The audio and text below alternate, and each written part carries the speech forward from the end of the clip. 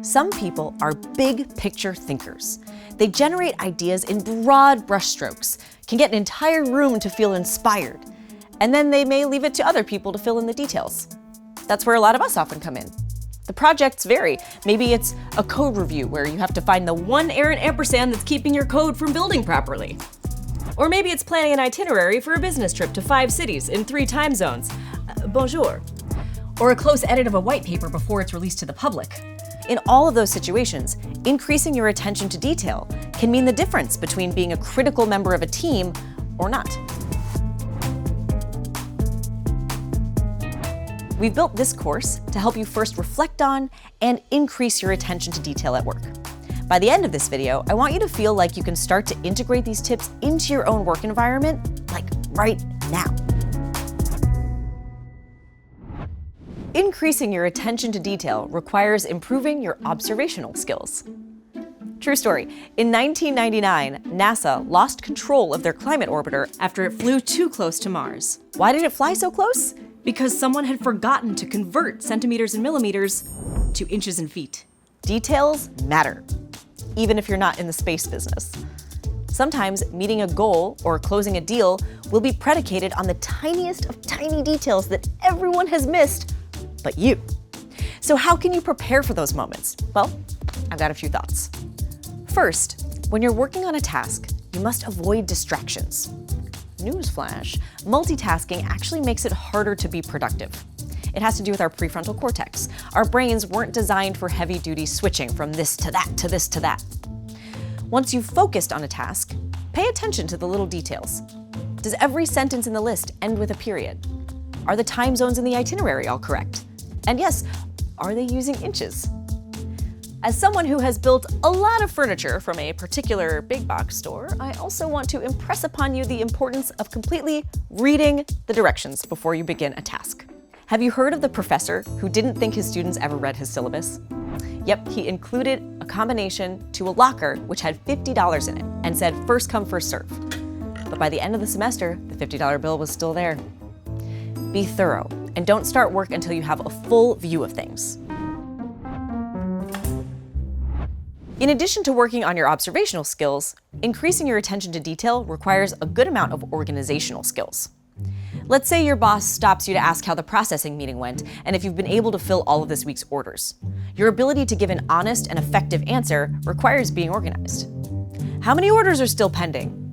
Well, they probably mentioned that in the meeting. What are the next steps coming out of that processing meeting? I'm sure that was also covered. On a scale from 1 to 10, with 10 being the highest, what score would you give yourself when it comes to organization? Interesting. Okay, now how do you improve? First, make sure your schedule is up to date and that it's on a calendar. And I would have just one calendar. That's where I'd add personal items like a dentist appointment, and it's where I'd add work appointments like weekly check-in. You can definitely set the visibility of these personal appointments to private so you don't have to share anything you don't want to. Also, I think it's a good idea to block time on the calendar to get certain things done. If you know you need an hour to review the latest schematics, find a free hour, book it, and get to work. Next, choose one way for creating lists and checking tasks off as you go. Your company might have a task tracking system that everyone uses. In that case, use it. Or choose a digital tool you're familiar with, or get a pen and paper. Think about the situations where you'll need to take notes. I mean, if you're a teacher who can't pull out their cell phone to write things down, pen, paper, post-it notes, all of those sound pretty effective to me. And finally, you also want to create routines throughout your day. This will improve your ability to stay focused. Maybe you always do inventory after lunch, or schedule meetings at the end of the day.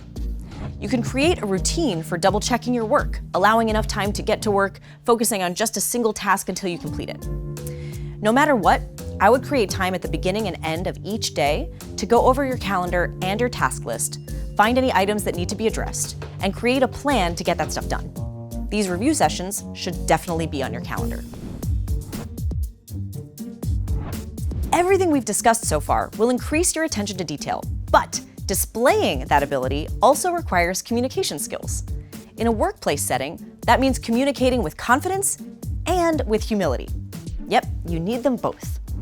Think about a scale. Confidence on one side, humility on the other. Now think about yourself. Which way does the scale tip? The answer, I bet, is it depends.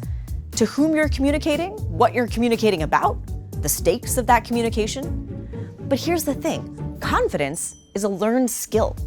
There are ways to improve. First, practice active listening.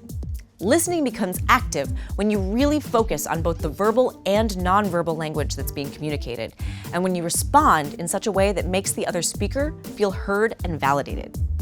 Great communicators know the difference between being in dialogue and giving a speech, between what a person says and what another person hears. So get in the habit of practicing active listening. Got that? Good, because the next practice is to get in the habit of summarizing what you're hearing. This gives you a chance to confirm what you think you heard.